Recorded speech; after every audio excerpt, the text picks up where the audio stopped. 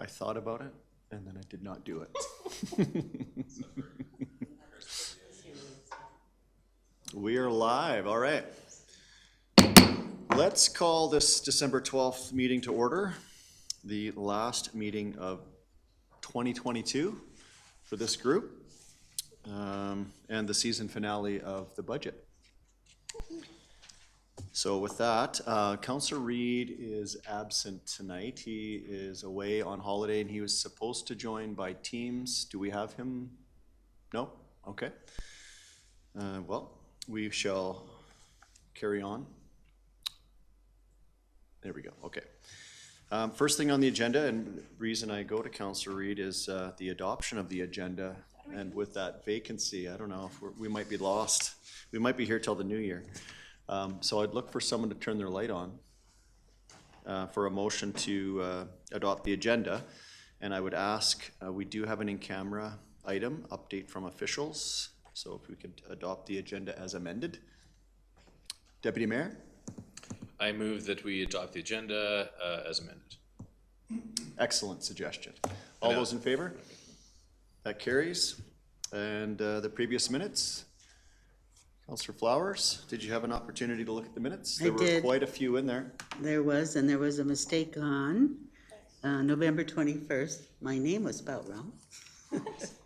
It was just the S missing off the end, but it was repeated several times, probably cut and pasted. So otherwise, the minutes looked really good. So I would move to adopt the minutes of November 15, 16, and 21 special meeting.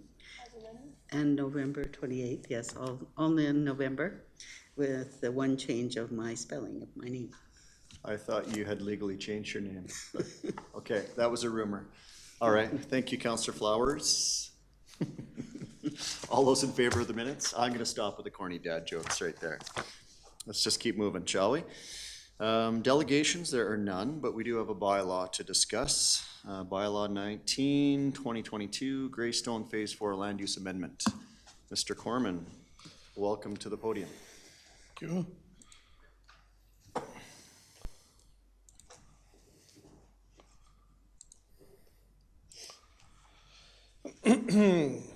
Good evening, Mr. Mayor and Council. This presentation is for first reading of Bylaw 19, 2022, being a proposed land use amendment within the community of Greystone. This slide is showing the Greystone community context in the area of the proposed land use amendment outlined in red. The subject application is a 13.2 acre site located northwest of Spray Lakes Family Sports Center. This map is from the current Greystone Area C neighborhood plan, and you can see that the subject parcel was proposed to be zoned as a mixed high-density residential, shown in brown, and the general commercial, shown in red, and a parks and recreation, shown in green. You'll notice that the parcel of land outlined in yellow, with the dotted yellow line, was planned to be business industrial through the current neighborhood plan.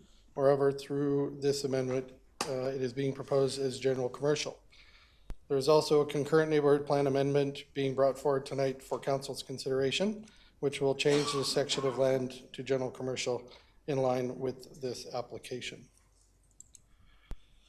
This slide is showing the parcel proposed to change from its current special industrial district to approximately 3.65 acres of residential high density, 9 acres of general commercial, and 0.6 acres of park. The entire Greystone area was transitioned from gravel extraction district to special industrial with the adoption of the new land use bylaw. As proposed, administration has no concerns with the application pending the adoption of the associated neighborhood plan amendment.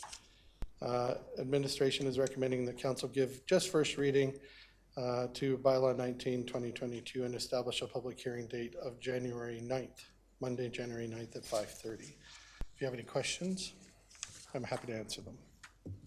Thank you, Mr. Corman, for your presentation. Council, look for first reading. Councillor Federico. That council give first reading to Bylaw 19, 2022 and establish a public hearing for Monday, January 9th, 2023 at 5:30 p.m.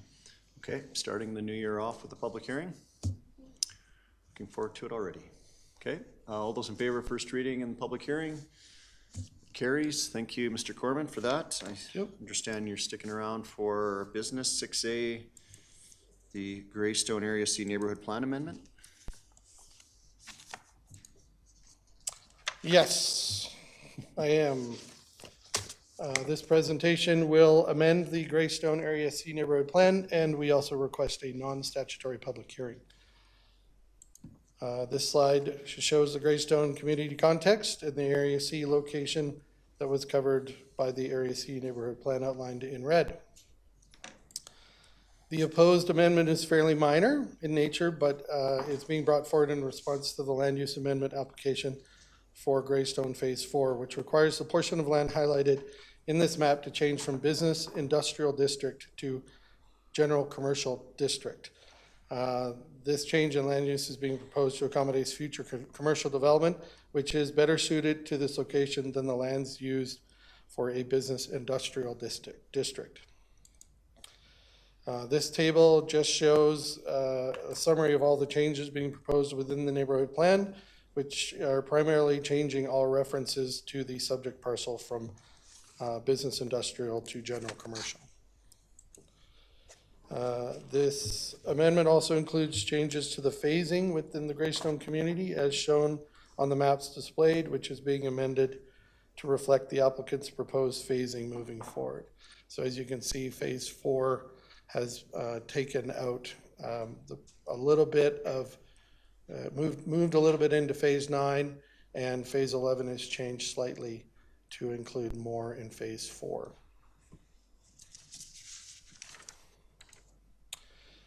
Responses received from the community will be provided with the non-statutory public hearing report, and administration is recommending to establish a non-statutory public hearing date for Monday, January 9th at 5:30 p.m. Okay, thank you for your presentation. Council, motion for first reading. Councillor Flowers, quick to the light. Recommended action that council establish a non-statutory public hearing for Monday, January 9th, 2023 at 5:30. All right. Thank you. I'll call the question. All those in favor? Carries. Thank you, For council. that. Thank you, Mr. Corman. 6B, Cochrane Crossing Civic Plaza Art Task Force appointments. Mr. Ham. Good evening, council. The Cochrane Crossing Civic Plaza Art Task Force has an unexpected vacancy, and we wish to bring the original list that we had for the art task force to council for a selection process. Council may wish to go in camera to discuss the applicants prior to the selection. Yeah, and I believe that we should do that as per our custom. Deputy Mayor? You are on. I move that we go in camera, just as a matter of normal operations. Okay, all those in favor of going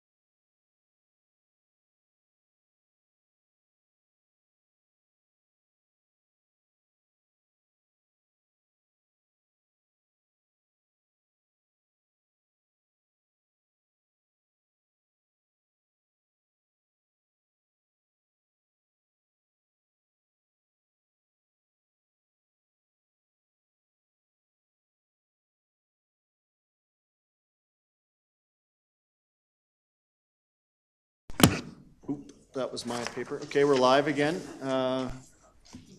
Deputy Mayor Nagel, you're going to make a motion to come out of camera? I move that we come out of camera. All those in favor? Carried. Okay, in front of you, you have your ballot. Please indicate one person.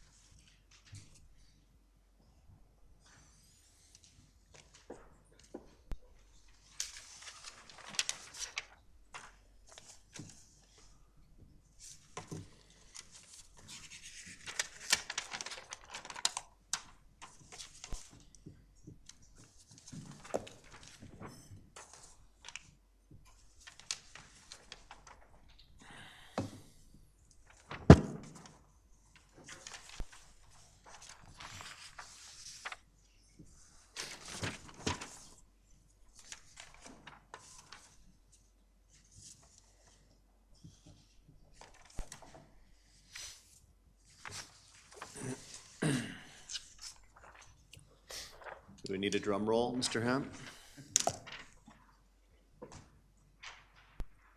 Is it tied? Oh, thank you. I am not used to this format where I get to announce the winner, but thank you for that. Council has chosen Lyson McCullough as the next representative or the additional representative to the Cochrane Crossing Civic Plaza Art Task Force. Look for a motion to appoint. Councillor McFadden? I move that council appoint Lyson McCullough. McCullough as the public at large member to the Cochrane Crossing Civic Plaza Art Task Force. Okay. Any comments, questions, queries, concerns? Seeing none. Just another comment. I think we had the same comment last time. I was quite impressed with the number of applicants looking to be on this task force, so it's good to see the public engagement on this. All those in favor of the appointment? That carries. Thank you, Mr. Ham. Excellent, thank you. The official piece of paper. Thank you. All right. With that bit of business complete, we'll move into finance. I believe Mr. Darracott is going to present the 2023-25 budget for our perusal tonight. Good evening, Mr. Mayor and Council. Mercifully, I don't have another presentation on the budget. And the report is before you with the recommended action that Council adopt the 2023 to 25 budget as presented. It in fact includes 3 separate motions that will formally encapsulate that process. I just want to take a moment again to acknowledge that this is a culmination of a great deal of work and effort organizationally, as well as with council, and with a number of public engagement pieces as well. And I don't have a presentation, but I do have the strategic plan that I've taken to bringing around with me, just to, for one final time, say that administration recommends with hope that council adopts this budget as it we believe continues to place us on a path to moving that strategic vision forward in our community and continuing to build on the already great community that we have here in Cochrane. And with that, I will be happy to answer any questions council may have. Thank you, Mr. Darracott. Personally, I appreciate that there is no presentation as we've lived through that 3 or 4 times. It was a good one. But yeah, thank you for sparing this. A good 3 or 4, I think. Yeah. Is, yeah. 5, too many. Councillor McFadden, you have a motion? Actually, I have 2 questions. In our last meeting, we had asked that the crossing lights be added into the budget, and that's been included in here. I just wanted to confirm. That is correct. And that's in the operations or capital budget? It's in the operational budget. Okay. And then is there a way that we could split the budget into the operational and capital portions of the budget to be voted on separately? That is certainly can be done. I would maybe look to Catherine if she has any additional thoughts on that as to what practice we would like to follow there. Catherine? There's no reason why you can't do that. You don't have to, but you can. At the discretion of council. Yeah, so with that being said, I mean, I've made my thoughts on the budget known. I do support the capital portion of the budget, so I would actually ask my colleagues to support that we separate the budget into an operation and capital section and vote on each separately.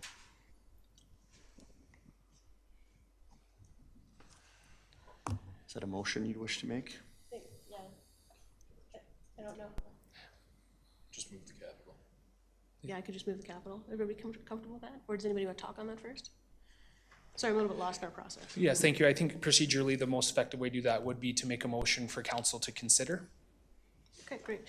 I move that council adopt the 2023 to 2025 capital budget as presented. Okay, just for clarity, the capital was where the additional crossing funding was going? I'll just get some confirmation perhaps from Catherine. My impression is that was part of an operational program. Okay, That's correct. It's in the roads department. in the operations. Correct. Okay.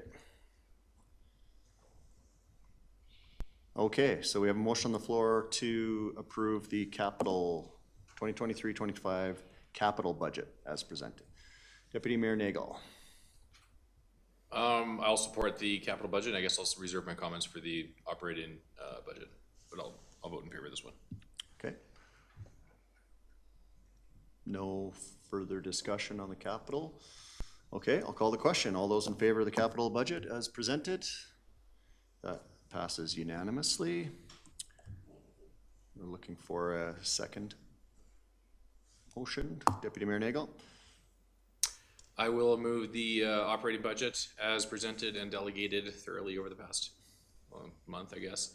And then speaking to it, I'll still be supporting it. As I mentioned in the past, I'm happy to see that we brought the proposed tax increase down from 3.7% over the past 10 years. I guess this will be my 10th budget on council. I've always very, very regularly compared our spending to inflation.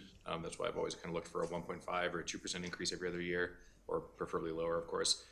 This year, CPI is close to 7 across Canada, so when you're looking at, I think, the 3.7% average tax bill increase, I know the public doesn't always see it this way, but a real economic number really does matter, which is where you subtract the nominal increase from the inflation rate. So this is actually, in real economic terms, it is a budget cut, which I think is the right decision. It's not a 0% budget, but we're holding back, and that's why I'll be supporting it.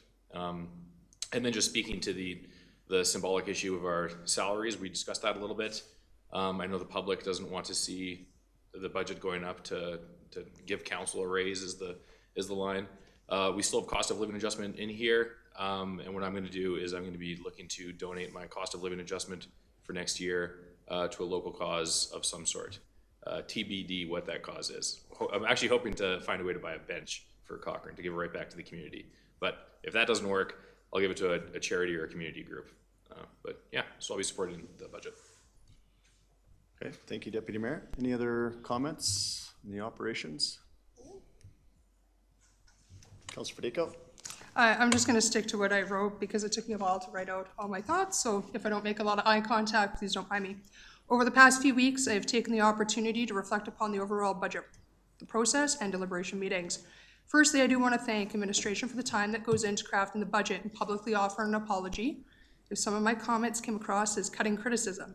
They were never intended to be taken personally or reflected any one person's job performance. I believe my role as a councillor needs to remain on the side of constituents who have placed their good faith and trust to be their voice in difficult decision-making moments.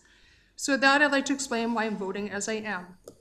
In 2021, I voted against the 2022 operational portion of the budget due to a variety of reasons, and will be doing the same with 2023's. I am not against the proposed taxation rate. However, I'm against how we achieved it.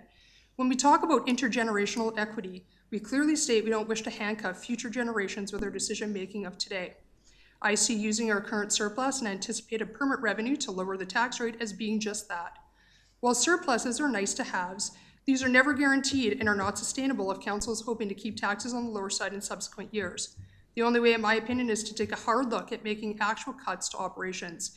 Mere delays in hiring or using slippage to bring down the budget is simply a glorified Band-Aid for this year alone.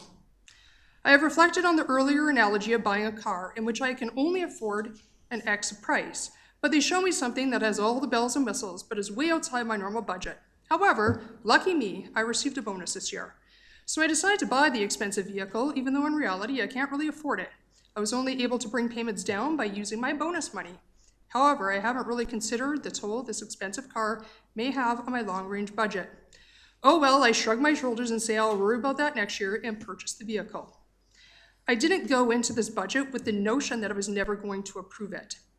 However, I will stand tall in my convictions that I don't agree with how we achieve the current proposed tax rate.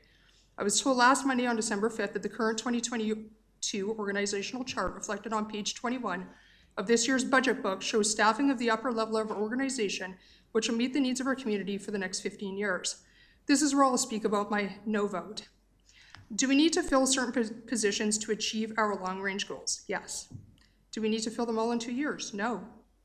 Could we hold off for 5 to 10 years on another proposed, and in my own opinion, unnecessary director position? Yes. Should all council members have an opportunity to propose cuts to the budget and see what those impacts could possibly bring to the table? Yes. Do I feel it is right for any member of council to call another council member out by name, basically shaming them or demeaning them for their yay or nay vote? Not ever. Do I feel all of us, including administration, have the same goal of creating a fabulous future for our community that we're all proud of? Of course. I said this last year and I'll repeat it again. Cochrane is an amazing community filled with fabulous people and hard workers that support our organization. I've never been against hiring certain much needed positions, whether in a management or boot stilettos on the ground capacity. I am, however, not in favor of handing over a bag of cash with a do what you feel is right approach to administration. This year's budget lacked transparency in many ways, from its first presentation to council, to multiple emails inquiring about certain salaries, to mistakes in entries, to not showing us how to achieve a lower tax rate by making actual cuts to the operational budget. This council in our previous term were led to believe we were overmanaged and, in my opinion, forced to make decisions that cost us financially and trustworthiness. Now, less than 2 years later, we have not only rehired some of those cut positions, but increased our management portfolio threefold or more. I do not believe, and likely never will, that we need to have people in management positions to cover off 15 years of growth, nor did I then or now believe in creating a heavy management hierarchy, because as we know, the hiring will continue for many years as the new sections of this year's budget build out, While Cochrane continues to grow and evolve, having staff that covers us for over 15 years of growth is unnecessary and costly in my opinion. If future councils are forced to make hard decisions of how to lower the tax rate, cutting jobs may be the only reality they have. Some councils have referenced how they have had to make decisions during these tough economic times, such as putting on sweaters or perhaps not purchasing luxury items. So why are we not using that same insight when it comes to our own organization? In the council portion alone, there are unnecessary line items such as creating an emblem necklace, travel, and the hiring of consultants to identify projects and what they may look like without knowing a long-range financial impact. The Bank of Canada has responded to overspending by raising interest rates, asking Canadians to be financially prudent, and we should be doing just that. I've never once said that I'm against raising taxes or hiring staff, but I am against council leaving all decision-making to amendment the message administration knows best. If that is the case, and those of us voicing concerns are condemned and shamed, what is the point of having a council? Our job, in my opinion, is to go over this budget with a fine-tooth comb and remove every extra shiny nickel that is unnecessary to spend. While my fellow colleagues don't have to agree with me, it is my right to share how I feel and speak for the taxpayers who need us to be financially prudent when it comes to spending their tax dollars. While likely we'll lose this vote, I am looking forward to creating a new transparent budget process for next year, one that is clear and concise for residents and council that includes opportunities for extensive public engagement. But we can't stop planning for the future or feeding into every residential critique. We do have a duty to listen and pay attention to today's economic realities, which are hitting most Cochranites hard and from every angle. Thank you, Councillor. Councillor McFadden. Thank you, Mr. Mayor. And I'm sure it's no surprise, I will be voting against the 2023 operational budget. I was first elected in 2007, and so this is my 15th council budget. This is the very first budget where I don't feel confident in the budget process or how taxpayers' dollars are being spent. I do not make this decision lightly. In this time of record inflation and rapid community growth, we need to be fiscal hawks. And I find myself sadly out of alignment with the majority of my colleagues in their approach to this year's budget. My concerns with the budget include transparency, limited public engagement, increased hirings without direct council approval, the water and wastewater utility rate decisions not being included in the process. Significantly, of course, is the use of surplus to offset expenses instead of saving the surplus for needed projects. In this case, I'm thinking of the desperate need we have for playing fields like soccer, rugby, baseball, and the need for a new library or theater. Each of these projects have significant price tags that we need to save for. And our public engagement shows that 60% of respondents want to use tax dollars to build financial reserves for future infrastructure. I feel it'd be better used to use our surplus for saving for these type of projects. A significant concern also is that this budget puts us on track to be 135% of the council-approved tax-supported debt limit in 10 years. And while it has been identified that plans and strategies can be adjusted to address this concern, I feel we need to be looking ahead to save money for these future projects and not to be using this year's surplus to offset the budget's expenses. I've put a great deal of time and thought into this year's budget, and I cannot support it. Okay, thank you for that. Any other additional comments, Council? Councillor Flowers? Yes, I didn't prepare anything, but I just want to say that I felt like we were way behind the last couple of years. We had bad advice. We didn't raise taxes when we should have, and I still feel like we're playing catch up. And I know that some people are unhappy with the process this year, and we're going to improve it. But I felt that we worked hard at getting the number down, that I'm happy with where we are, and I will be supporting it. Thank you, Councillor. Councillor Wilson? Thank you. I also don't have anything prepared. I just wanted to add in that some of the comments made by Councillor Fedeko and McFadden, I share similar possible. I share similar sentiments with what's gotten me across the finish line and why I'll be voting for the budget. I agree with what Councillor Nagel had to say about the final number we arrived upon. It gave me a great amount of confidence to know that we're doing a organizational review upcoming for compensation to make sure we're where we need to be there. I believe we are. I just like to know that we've went through that with a comb and made sure that we're happy there. And then a lot of our budgetary presentation to council problems that we've identified. I love that we've struck a task force, so that's going to be looked at, reviewed, and hopefully improved for upcoming years and get us to a place where we're all a little bit more confident when we're voting yay or nay on budgets. For today, I'll be voting with this budget, and I suppose that's a big vote as I see Councillor Reid's not here, and we're heading towards a deadlock if I were to go one way or the other. I thank you, administration, for the time for this one, and those are about all the thoughts I have. I'll vote yay for this. Thank you, Councillor Wilson. My comments, I guess, not really much different than what I shared during budget deliberations. I guess I would have one question for you, Councillor McFadden. You asked at our committee of the whole meeting to add an additional $10,000 for an additional crossing in the operational budget, yet you're not supporting that operational budget? Is that how I'm taking your comments tonight? Well, my approach always to budgets is whether I can support the majority of the budget process. And there's lots of pieces that I support, and of course, that piece important. I think it's important that council consider it and be included, but the overall process of the budget, no, I cannot support. And in my opinion, I would have preferred a redo of the budget where that would have been built into it, but no, I cannot support the budget, even for a $10,000 additional light that is desperately needed. Okay, thank you for that clarification. Personally, I'm hearing comments echoed from what we talked about during deliberations. Appreciate the feedback.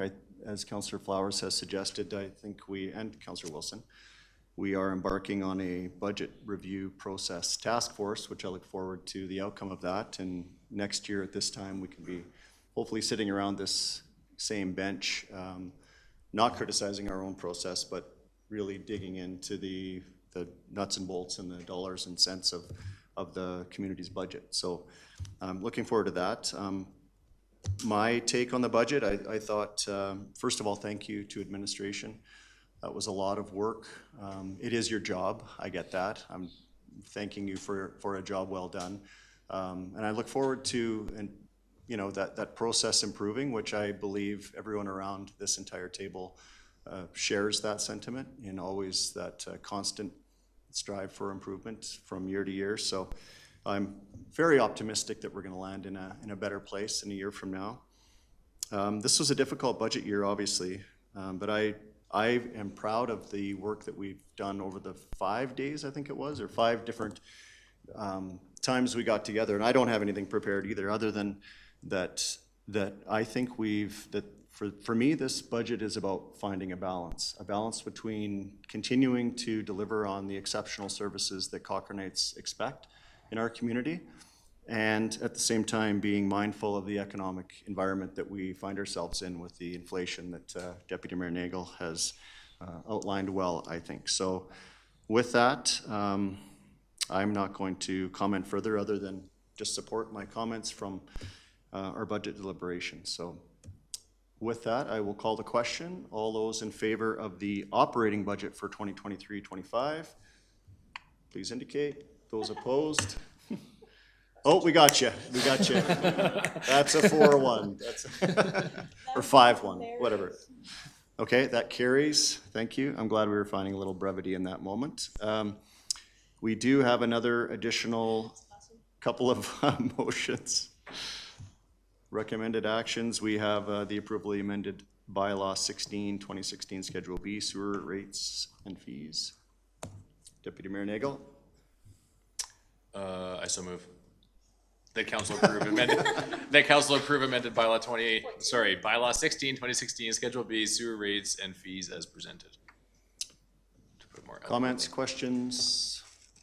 No? All those in favor of that motion? Okay, that carries unanimously. Thank you. There's one more on there. Deputy Mayor, if you wish. Okay. That council approve all other 2023-2025 service fee increases as proposed and included in the 2023-2025 operating budgets. Seeing no questions, I will call one. Oh, sorry, Councillor Flowers. I don't recall us having a debate on all the service fees. Did we get to that? So when I looked over the ranch house, some of the fees, I had a lot of questions about the changes in some of them. Yep, We spent an hour or so on those during deliberations. Must have slept through that portion. No, they made up our deliberations, but administration is bringing back the water and sewer rates in the new year. Okay, I just had some questions about why they were raised so much, but hopefully we can work through it and change them if they're not right. Yeah, is that a question? Ms. Lowe, I think, or Mr. Derricott? Thank you. Yeah, Ms. Lowe, if she has a comment, maybe just before I send it over, there's certainly pending Ms. Lowe's comments as well. Happy to provide some additional information, Councillor Flowers, if you do have questions. At this point, we would hope to see this pass and then share that information as part of that process. But Stacey?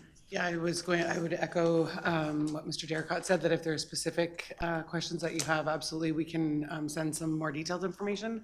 Primarily, they are related to increasing costs of operation of the building as a result of the increase in costs of providing that service. Perhaps in the new year we could There you go. get a report in the new year on some of the changes and why they were put in place, because there just seemed some were really large and some weren't. So when I looked closely at it, I just was unclear about why. Thank you. Yeah, we'll be happy to take that back and do some work with that. Okay. That satisfies your question for now? Okay. I don't see any other questions. All right. Call it. All those in favor? That carries. Thank you. Thank you, Mr. Derricott. No, just thank you, council, for support of the budget and for all the feedback as part of that. And administration is very much looking forward to the process piece and the review that comes there. I think there, as always, is opportunities for us to ensure that that process meets the needs of the community, council, and administration, and looking forward to those conversations. Thank you. Okay, moving through our agenda, notices of motion. There weren't any. Mayor's report, last one of the year. Get comfortable. I have a fairly short report tonight. There has been quite a few Christmas and holiday activities over the past few days and weeks. I have to say the Christmas spirit is alive and well in Cochrane. I think it was Councillor Flowers who said that about our about the light up activity and festival downtown, but I had the opportunity to be at Stuff a Bus over the weekend. Case and the Activettes, the Cochrane Area Event Society, the Activettes stuffing a bus, one for toys and etc. for kids and the other for food, and both buses were extremely full, so it was good to see Cochranites supporting that initiative.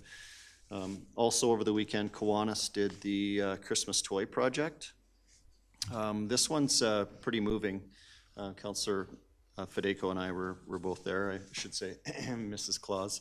150 kids had applied and were on the list for this project, where they get a lanyard, come into Walmart, get a shopping time for $50 each, get to go and shop in the shelves of Walmart and pick a gift for themselves.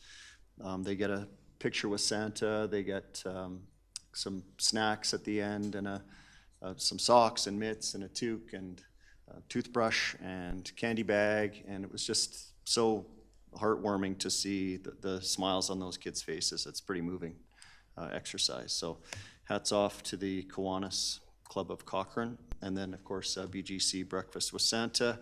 After that, wandering around Cochrane over the weekend was pretty cool to see the lights and the people and everybody giving and just in the spirit of the season. So Christmas is alive and well in Cochrane. Bit of an update, I think, well, I know everybody got an email about our trip to Edmonton last week. I'll just touch on it briefly. We met with 11 chiefs of staff. It sounds like a Christmas song. Yeah, sorry, I said no more corny dad jokes. I can't help myself. 11 chiefs of staff. Now it's in your head. You can't do anything with that. In quite a list, like the Premier's chief of staff, the municipal affairs, health, mental health and addiction, transportation, seniors, community and social services, affordability and utilities, energy, forestry, parks and tourism, public safety and emergency and advanced education.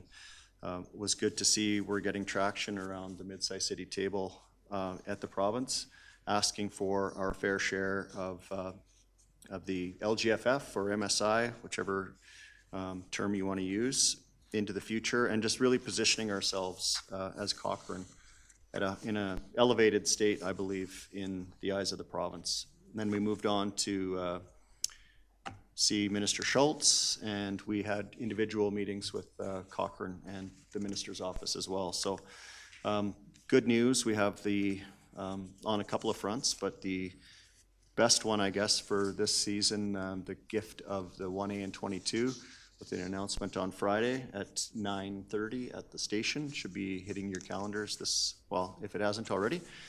But yeah, so that is truly the gift I think we were all looking for Christmas, was 1A 22.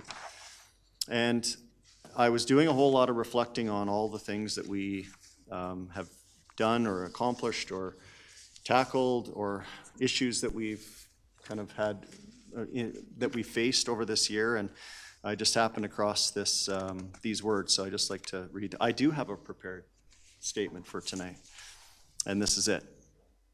And it's a gentle reminder about why you are utterly exhausted.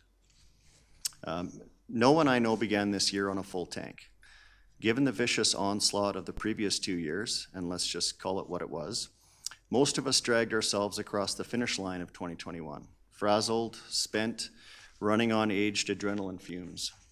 We crawled into 2022 still carrying shock, trauma, grief, heaviness, disbelief, the memories of a surreal existence. And then it began, the fastest hurricane year we could ever have imagined. Whether we have consciously processed it or not, this has been a year of more pressure, more stress, and a race to catch up in all departments. Every single one. Work, school, sports, relationships, and life. Though not intentionally aware, perhaps hopeful that the busier we are, the more readily we will forget. The more easily we will undo the emotional tangle. The more permanently we will wipe away the scarring wounds. Well, we can't. In attempts to recreate some semblance of normal on steroids, while disregarding that for almost 2 years our sympathetic nervous systems were on full alert, has left our collective mental health in tatters. Our children and teens are not exempt. The natural byproduct of fighting a hurricane is complete and utter exhaustion. So before you begin questioning the absolutely depleted and wrung-dry state you are in, pause and breathe. Remind yourself of who you are and what you have endured, and then remind yourself of what you have overcome. Despite it all, you're still going, even on the days you stumble and find yourself face down in a pile of dirt. Understanding brings compassion. Most of the world's citizens are in need of a little extra TLC at the moment. Most, in fact, are donning invisible handle with care posters around their necks and fragile tattoos on their bodies. Instead of racing to the finish line of this year, tread gently, go slowly. Amidst the chaos, find small pockets of silence, find compassion, allow the healing, and most of all, be kind. There's no human being on earth who couldn't use just a little more of the healing medicine of kindness. And those were not my words. Those are the words of Naomi Holt, a psychologist and speaker from South Africa. And I wish to extend this to staff. Happy holidays to an incredible team. Without your talent, teamwork, and tenacity, we wouldn't be looking back on such a successful year. Take some well-deserved rest, enjoy some hard-earned fun, and get ready for 2023. And council, I know we have it in camera, and this is going to be weird afterwards, but wishing you a happy holiday season and a new year filled with blessings. Working with you this year has been a privilege. I am truly excited to see what we can achieve together next year. Councillor Padeco? Well, Darren, that's hard to come up against. Thanks for those great words. They do resonate, I'm sure, with all of us sitting in this room, whether on the administration side or on our side. It hasn't been the easiest go. I did miss our last council meeting, but I just got today a thank you for coming to our school from Holy Spirit, which I just got today. And they all actually wrote on here, which is kind of cool, what they all learned from us coming to speak to them. So I will put it in the back room so we can all take a look at that. I wanted to thank Cochrane Fire Services, Cochrane RCMP, Cochrane Municipal Enforcement, Cochrane AHS EMS, even though it's Calgary, Cochrane and Area Victim Services, Cochrane Active Vets, and Urban Casual for bearing out a very, very long week of running parades from basically last Sunday, I would say, almost through this entire week.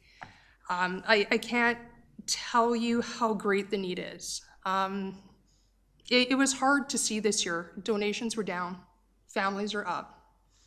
At one point, Cochrane RCMP and myself, we got to go to Toyland and see kind of how they put everything together, and there were, at that point, 147 teenagers alone that were looking for gifts this holiday season. If you have it in you to give whatever it is that you can give, if it's a box of macaroni, if it's money, if it's gift cards, it really probably doesn't matter. Just everybody in every which way that I looked was in need. So I encourage all of you, but I really wanted to thank all of these services and organizations for coming together to support these, because it's the one way that we can get a great number of donations all together at once. You had mentioned Kiwanis Club, and that again was very touching. thing, and I wanted to share just a story that came from that, is that normally kids pick toys, and this year apparently there was a little one that picked packaged steak because he hadn't had steak in a really long time, and he'd rather get rid of the toys and pick a steak. So I think that really speaks volumes as to where our community is at with what they can afford. And BGC, of course, was Breakfast with Santa, which was very cold, but still very heartwarming and a whole lot of fun, and they do a great job of entertaining all our little people. So with that, thank you for those kind words again. I wish everybody a Merry Christmas around the table. Thank you, Councillor Federico. Deputy Mayor Nagel? We're definitely doing reports in the order of best to lamest, because mine's not that exciting. We've been at, SDAB's been very busy this month. Well, past 30 days, I mean. There's 3 meetings in November. There's another one tomorrow. And the one thing I wanted to bring up tonight, just to put kind of the bug in the air for administration, I think, and maybe this process is already going on, but I think that we need to have some sort of formal process or just a check-in to kind of close the loop on policy discussions that might arise from SDAB. Pretty much every time a development, not every time, but pretty much every time a development's at the point that it's at SDAB, there's some sort of policy gap there. There's like a lesson for us. And SDAB itself always has these discussions in camera, and they're actually not allowed to advocate for policy to council. But there's like so many good policy ideas that should be captured through SDAB. And I don't know if it's me doing notices of motion or a staff member who's like actively reporting up, well, here's the policy gap and here's what could happen. But just, it's something that I think in the long run, if we got good at checking in what SDAB was focusing on and how we can fix the policy that led to that conflict or friction, I think it would really benefit the town in the long run. But yeah, not nearly as exciting as your guys' updates. But We've got the Santa hat on, just kind of ties it all together. Councillor Flowers? I thought that was a pretty good report, Councillor Nagel. I'll try not to make mine too late. Just a few updates. The Indigenous Placemaking Initiative had their first meeting in the new space last week, and they're all very excited to get that project going, and there's a lot of work ahead, but there is people that are going to step up and get it done. We had a great meeting with MLA Mr. Guthrie. Mayor attended as well, in the Rocky View Foundation, talking about seniors housing and all the needs out there for that. They are going to be giving $55 million over the next 3 years towards housing from the province, and we intend to get our hands on some of that. Keep working towards the new Big Hill Lodge and finishing our project in Airdrie that is our renovation project. And I too went to the Stuff a Bus event. It was really exciting to see all the kids on Santa's knee and all the presents being donated, and there's definitely more asks this year than there has been, but the Activettes will make it happen, even though the hampers will be a little smaller than usual.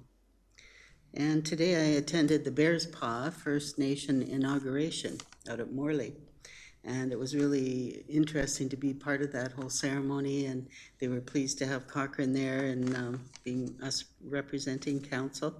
So I congratulated them on your behalf, and intend to go out to those again. They're very exciting. And Merry Christmas and Happy New Year to all. Thank you for attending that, Councillor Flowers, on our behalf at Bear Spa. I would, as a way of update with the seniors minister, they did share with us when we were at Edmonton, they would be visiting Cochrane in the new year to tour the Big Hill Lodge and further our discussions on the need for a new one. I don't have a date though. Councillor McFadden. Yeah, thank you. I appreciate Morgan setting me up for like low expectations as the last. So that's awesome. Thanks, bud. But just as it is our last meeting of the year, I did want to extend my appreciation and thanks to our staff and my colleagues, all of the volunteers who make up our committees, for all of the hard work you do in coming together and making Cochrane the amazing community it is. I really appreciate all of your work and efforts and passion that makes this happen, even when we have, the days when we don't agree. So thank you for that. It's very much appreciated, and I just want to wish everyone a Merry Christmas and a wish that the season is everything you need and everything you want it to be. So thank you very much. And that wasn't written down either. Okay. What's left is a motion to go in camera. Downhill from here. Councillor McFadden, all those in favor? That carries, okay, thank you. We'll let the public